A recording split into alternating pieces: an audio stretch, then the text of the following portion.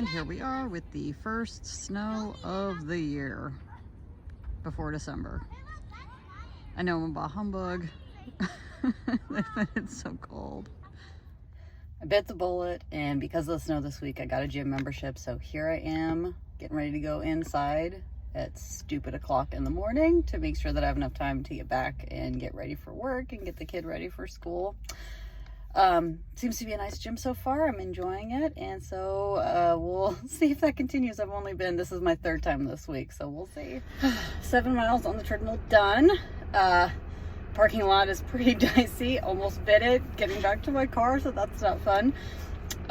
Two things. Number one, I use an Apple Watch. I've had it for about 4 years, and one thing that I always forget after it's been a while since I've done a treadmill run is that there's no way to edit the distance on any of your runs or walks using an Apple Watch.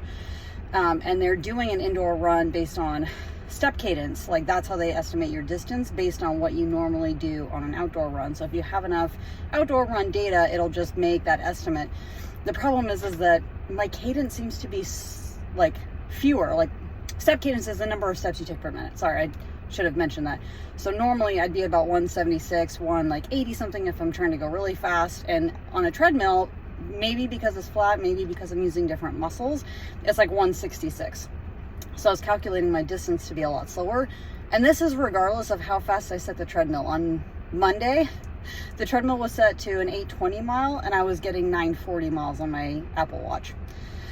So something to bear in mind if you also use an Apple Watch, that it may be better to just set the treadmill at a lower pace until you get an idea of how far off it is. I'm still trying to go to when it says my goal on my Apple Watch, because I will also like hop off every mile or two or whatever to get a drink of water rather than slowing it down and then speeding back up. It's just easier to just do a quick hop off, take a drink, get back on. Number one. Number two, there were so many empty treadmills, and 5 minutes after I started running on mine, a guy comes in and gets on the one right next to mine. It's like the same sort of person who goes into a public bathroom and out of all the empty stalls, they choose the one next to the one occupied stall. It drives me crazy. Just a pet peeve of mine. I don't know if that drives anyone else crazy, but we'll follow up tomorrow. I have my 10-mile run, and so we'll see how that goes, and I will post later in the week. 10 miles done at the gym, and as you can see, it snowed a little bit more while I was inside. I'm really hoping that this is the last, that we'll save it for a while. I have not been able to run outside all week. Fun fact, so the guy who hopped on the treadmill next to mine yesterday, the one I was complaining about, I feel bad now. So it turns out there are only a few of the treadmills that have cable, which never even occurred to me. But the only other two that have cable, besides the one next to the one I was on, are right next to the heater. So that's, and he actually, like, he, I think, recognized me from yesterday. And so when he hopped on the one next to me, he saw that my, I didn't have my earbuds in yet because I was just getting set up. And he said, sorry, this is the only one that has cable besides those two. I was like, oh, that makes much more sense. And he was on for, his normal, it feels like about 30, 40 minutes. And then no one was next to me for a while. Then the next person again next to me reeked of cigarette smoke. And if you want to smoke, that's your business. I really don't care. But the problem is it really hurts my nasal cavities after. If it's a light smell, I can get used to it. But you're breathing really heavily while you're running for 10 miles. And so I was just like, I may have to find a different treadmill. I like that one because I do like it's really close to the bathroom, and closer to the door, so you get a little bit more cool air, because it is very, very dry air in this gym. I noticed that my throat constantly feels dry no matter how much water I've drank. So that's it for today. I will post again later. Week 6, we are done. It's in the books. This is actually Saturday, the day after I finished my long run. Because again, we have kind of a crazy week weather-wise and schedule-wise. And so I am actually just out getting ready to meet my friend for a walk. It snowed more last night, although it looks like it's 35 now, so it's starting to melt a little bit. We're gonna see how far we can get on our walk, and I have no idea what the trail is like out where we're walking. So normally we do about 5.5 or 6 miles, and it may be a lot less than that this time. There's stuff melting all over my car right now, so yeah, we're gonna see how this goes.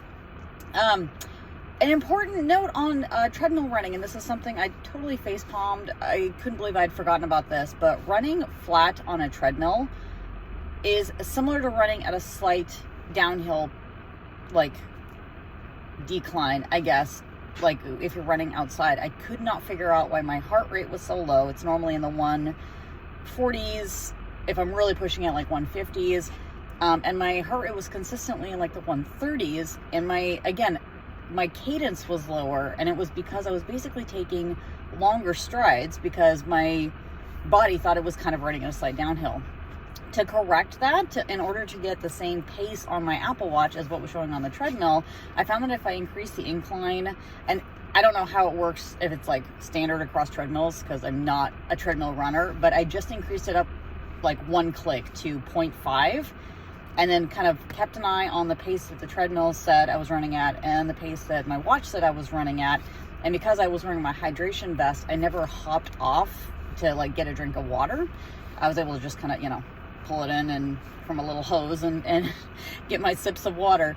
But that, like, it almost perfectly matched up, especially by like the last 2-ish miles. It was perfectly in sync. And so from now on, what I'm going to try is increasing, staying at that 0.5 incline. Because I'll be honest, part of the reason I don't switch the incline around on a treadmill or play with that too much is that I don't like treadmill running. So I want to make it psychologically as easy for myself as possible. So I'm like, okay, fine. If I have to run on the treadmill, I'm going to make sure that it's flat because I don't like this. But if I want to run at a slightly faster pace, I'll have it at that 0.5 incline and then see if increasing the pace still matches up with my Apple Watch. Because I was doing 10 miles, I didn't want to push myself too hard. I didn't, my body was already kind of tired from last week. So I kept it at about a 9:22 pace on the treadmill, and that matched up within a few seconds for almost every mile on my Apple Watch. So that ended up being perfect. I have not yet figured out on these treadmills if there's a way to like set a goal for distance or time. Because what it does is, like, I looked at the training programs and they're all like, oh, do the interval, heart rate. I'm like, no, I just want to set a distance goal. I want to set a distance goal of slightly over 10 miles so that if my watch doesn't quite say 10 miles, like, it won't stop, a quarter of a mile before I'm done or whatever. But the treadmill, like, puts you in cool down after an hour. And I'm like, well, no, if I need to run 10 miles, I can't do that in an hour. I don't do 6-minute mile. I never run a 6-minute mile. And I can't imagine doing it for 10 miles. Like, no, that's not going to be me. I run like a corgi. I have short little legs and I'm a little fluffy. But I may ask one of the gym staff the next time I'm there if there's a way to do that. I did ask a guy on the treadmill next to me, like, if he knew, and he laughed. I think that I'm not a typical gym goer, because I'm just using the treadmills to train for the ultra when I can't run outside. I don't think, at least for this gym seems to be like very much into like goal orientation around body recomposition. They have like a whole wall of clients who like have reached like before and after sort of things, and that's not why I'm doing this, which is also why I bought the cheapest membership. The guys, like, when he tried to sign me up for $120 a month for a membership, and I was like, no, I'm sticking with the 17. His face just fell. Everything that comes with those more expensive memberships were nice to have, but not need to have. And I'm like, I'm not going to use most of that stuff most of the time. Like, even the stuff that would have been cool, like the hydro massagers, which are like these weird chairs that I think use like water pressure to like massage up and down your body. I can't hang around for long enough to take advantage of those most of the time. Like, I don't even stretch there. I get in, I do a quick like 30-second slow jog warm up, and then I get in my miles and I get home and I stretch at home because I don't want to have to worry about facing traffic and like missing a meeting, missing getting my kid on the bus, any of that stuff. So yeah, just waiting for my friend, and we're going to go for a walk, and I will post more later.